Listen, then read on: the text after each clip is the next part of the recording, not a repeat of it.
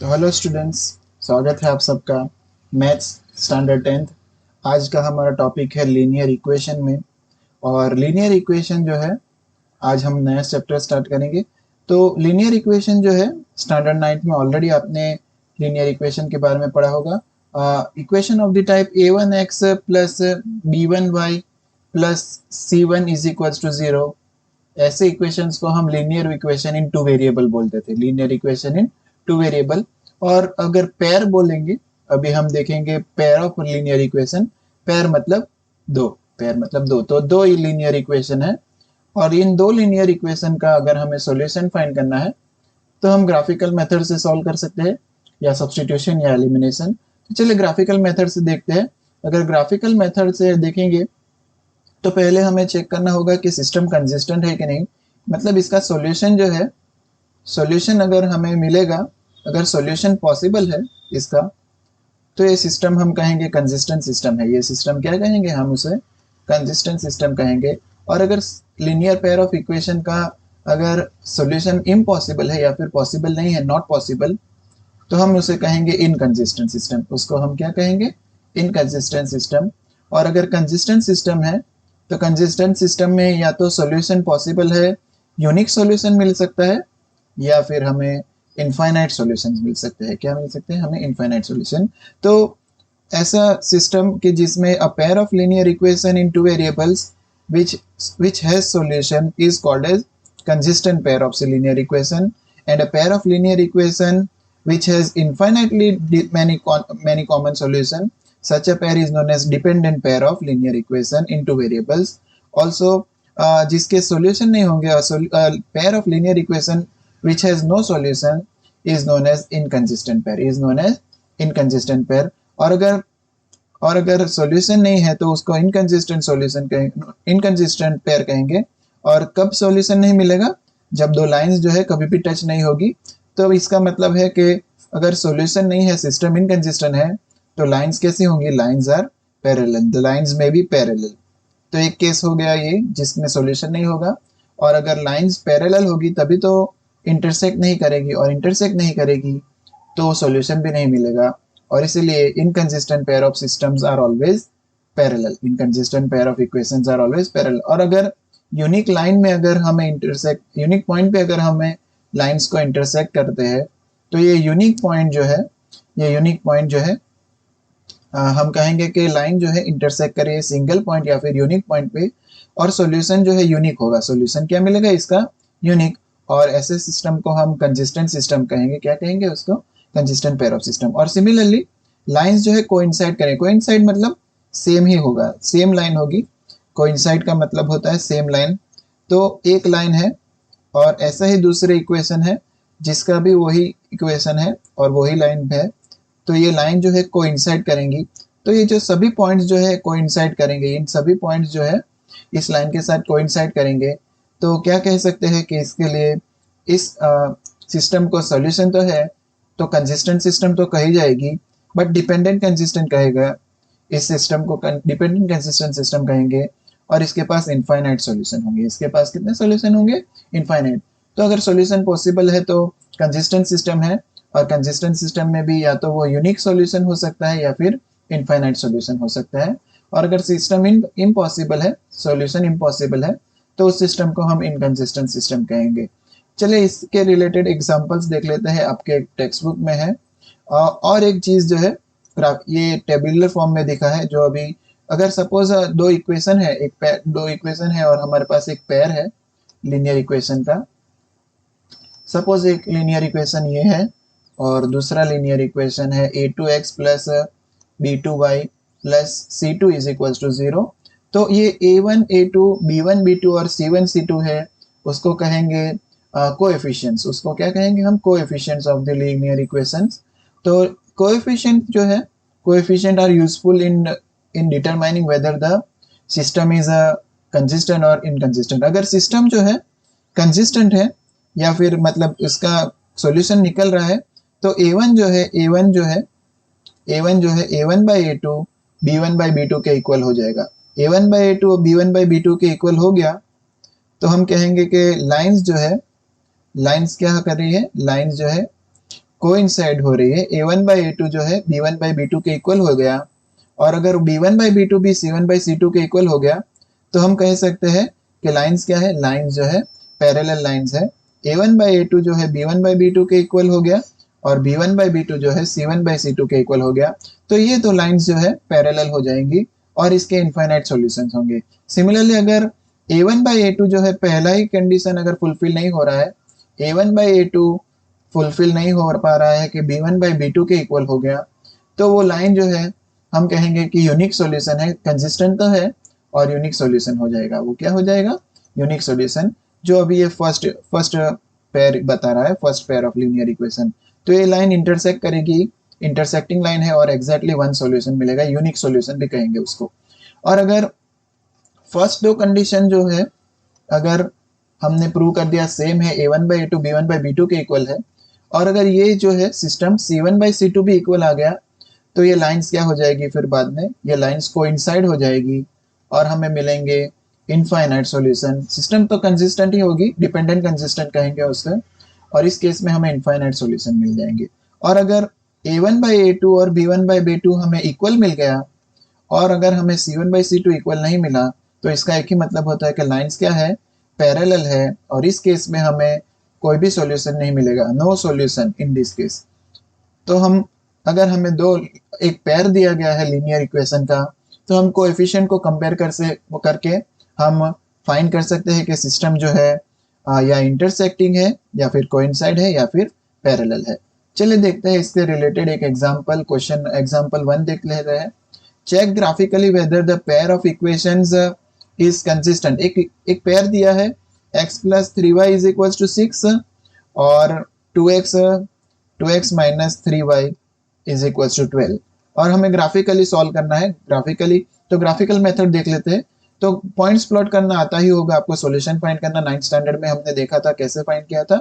For x = 0, तो equation में replace कीजिए, तो 0 + 3y हो जाएगा 6, तो हमें y मिल जाएगा 2। तो पहला सॉल्यूशन हमें मिल गया पॉइंट 0,2। और फॉर y = 0 ये हो जाएगा x = 6, x + 0 = 6, मतलब x = 6। तो दूसरा सॉल्यूशन हमें मिल गया, x फिक्स है और y 0 है। सिमिलरली इस केस में भी ले लेते हैं, इसको भी सॉल्व करते हैं, इसको भी प्लॉट करना है। तो x = 0 ले लेंगे, तो 2 × 0 - 3y = 12, तो y हो जाएगा -12/3, मतलब 4 हो जाएगा। ये 3 नीचे चला जाएगा, तो ये -4 हो जाएगा, ये हो जाएगा -4।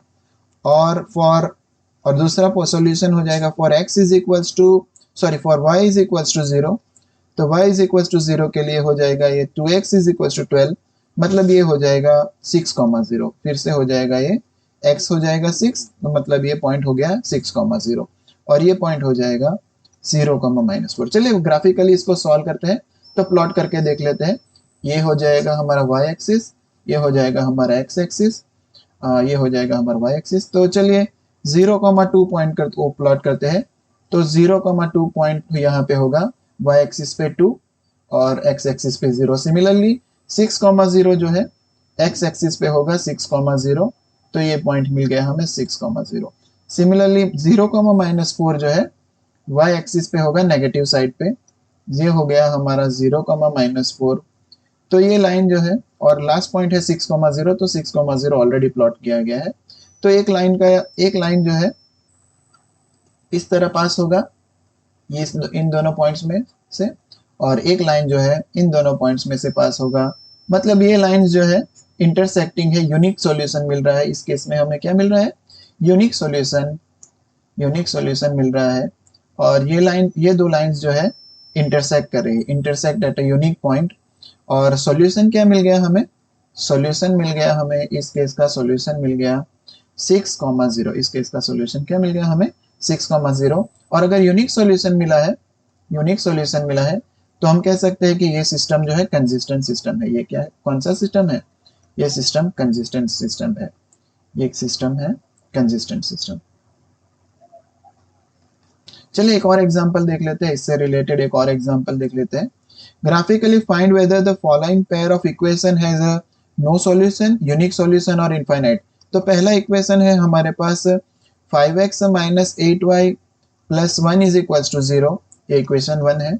और दूसरा इक्वेशन है हमारे पास 3x minus 24/5y plus 3/5 is equals to 0। अगर ध्यान से देखेंगे तो इधर 1 है, तो इधर 1 बनाने के लिए हम मल्टीप्लाई करेंगे इस इक्वेशन को 5/3 से मल्टीप्लाई कर देंगे। इस इक्वेशन को किससे मल्टीप्लाई करेंगे?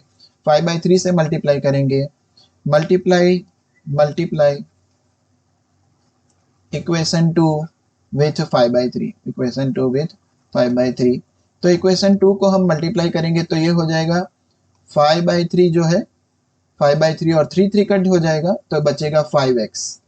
फिर से 5 कट हो जाएगा और 3 8 जा 24 तो 8y बचेगा और 3/5 और 5/3 कट हो जाएगा तो ये बन जाएगा 1।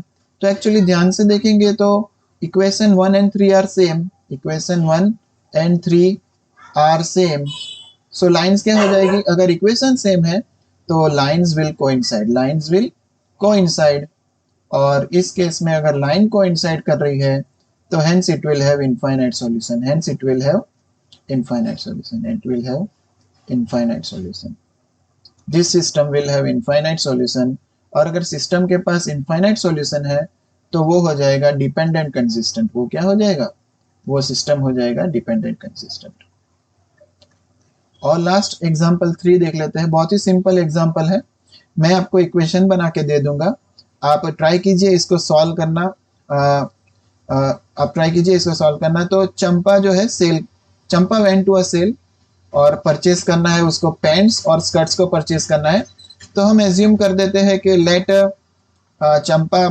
चंपा buys x number of pants और चंपा जो है y number of skirts buy कर रही है। हम एज्यूम कर लेते हैं, और when her friends asked how many of each she bought, she answered, उसने जो है क्वेश्चन किया है, उनकी फ्रेंड्स ने क्वेश्चन किया है कि कितने पैंट्स और स्कर्ट्स खरीदे। तो उन्होंने दो इक्वेशन बनाने के लिए दो स्टेटमेंट्स कहे। तो फर्स्ट इक्वेशन बनाने के लिए उसने कहा कि the number of skirts is two less, the number of skirts मतलब y, नंबर ऑफ स्कर्ट्स मतलब y, इज का मतलब is equals to two less का मतलब -2, और twice the number of pants, twice the number of pants मतलब twice मतलब 2 times number of pants. तो ये हो गया इक्वेशन नंबर 1। और एक इक्वेशन होगा also the number of skirts, फिर से नंबर ऑफ स्कर्ट्स है y is equals two is 4 less than, अब 2 लेस देन नहीं है, अभी 4 लेस देन है, 4 times the number of pants, 4 times the number of pants मतलब 4x, 4 times the number of pant मतलब 4x। तो ये हो गए दो इक्वेशन 1 और इक्वेशन 2। चलिए इसको सॉल्व करते हैं ग्राफिकली। अगर आप सॉल्व करने जाएंगे तो y is equals to 2x minus 2 के लिए अगर आप x0 ले लेंगे तो y आपको मिल जाएगा 2 इंटू 0 माइनस 2, तो ये हो जाएगा -2। तो एक पॉइंट मिल गया आपको 0, -2, और दूसरा पॉइंट अगर आप y इज इक्वल्स टू 0 ले लेंगे तो ये हो जाएगा 2x minus 2 is equals to 0। मतलब इसको सॉल्व करेंगे तो ये हो जाएगा 2x इज इक्वल्स टू 2, तो x इज इक्वल्स टू 1 हो जाएगा। तो एक दूसरा पॉइंट मिल जाएगा आपको, x1 है तो 1,0 मिल जाएगा, पॉइंट मिल जाएगा आपको 1,0। Similarly y is equals to 4x minus 4 को हम सॉल्व करेंगे तो सेम ही इक्वेशन आएगा। तो 4x माइनस 4 की जगह 2 पॉइंट्स आ जाएंगे 0,4, क्योंकि जब आप x को 0 लेंगे तो y आ जाएगा -4, और जब y को 0 लेंगे तो x आ जाएगा 1,0। ऊपर के इक्वेशन की तरह ही सॉल्व करेंगे। तो जब हम प्लॉट करेंगे तो इसका सॉल्यूशन जो है 2,0 ये होगा, और नीचे हो जाएगा कहीं पे यहाँ पे -4,0, सॉरी 0,-4,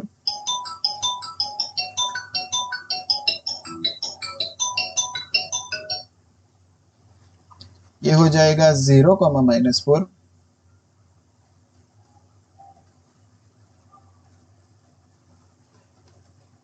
और ये हो जाएगा 1,0। तो ये सॉल्यूशन मिल गया हमें यूनिक पॉइंट, ये सॉल्यूशन हमें मिल गया यूनिक पॉइंट, मिल गया यूनिक सॉल्यूशन। तो चलिए, अगर वीडियो आपको पसंद आ रहा है तो वीडियो को लाइक कर दीजिए, शेयर कर दीजिए, सब्सक्राइब कर दीजिए। चलिए मिलते हैं आपको अगले वीडियो में। तब तक के लिए थैंक यू।